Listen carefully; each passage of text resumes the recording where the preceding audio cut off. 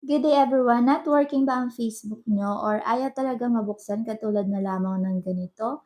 So ayan, kung mapapansin nyo, ino-open ko yung aking Facebook app pero ayaw talaga niyang mag-open.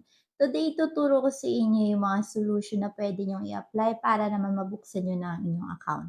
So dito, tinap ko lang yung aking Facebook or pinrest ko lang siya para lumabas to. Then, itatap natin yung app info or pwede rin naman tayo mag-direct dito sa ating settings. So, sa settings ng cellphone nyo, hanapin nyo lang yung app management kung saan makikita nyo dito yung listahan ng mga application na meron kayo sa inyong cellphone.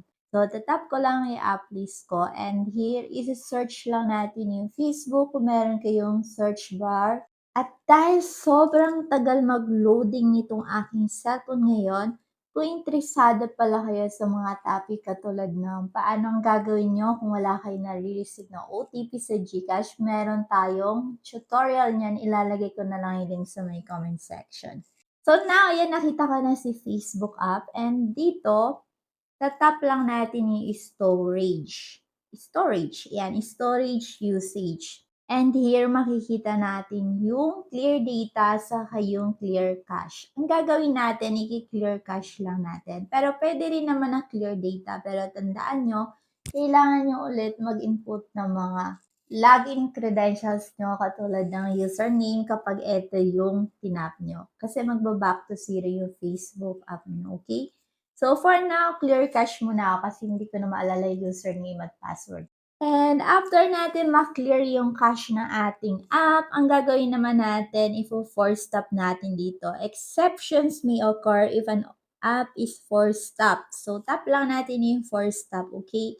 And yung third naman na gagawin natin para sigurado na ma-open na natin yung ating Facebook ay lalabas na tayo dito sa settings. Tapos pupunta na tayo sa ating Play Store. Pero kung naka-Apple kayo, ang gagawin nyo, hanapin nyo lang yun sa may App Store. So, dito sa may Play Store, hanapin ko lang yung Facebook. And dito, isi-search lang natin yung Facebook app. Alam nyo kasi mga kabomboms, mahalaga to na kailangan lagi tayo nag-update ng ating mga app. Kasi hindi kagana ibang feature niyan kapag hindi updated sa pinaka-latest na version. Pag ang nakalagay dito open, ibig sabihin updated pa yung app na ginagamit mo. So, okay pa yan, wala ka ng ibang problem. Pwede mo na i-try i-open yung Facebook mo. Pero pag nakita mo meron ditong update button, ibig sabihin kailangan mo i-update ang iyong Facebook account sa pinaka-latest version. Yung app hindi yung account mo. Correction. Okay. So, ayan, habang processing pa yung pag-update ko mga kabomboms, huwag niyo kalimutan mag-like and subscribe. And kung meron kayong mga katanungan or suggestion, iwan niyo lang yan sa may comment section. Yeah, hanggang dito na lang yung video natin for today. Thank you for watching and stay blessed.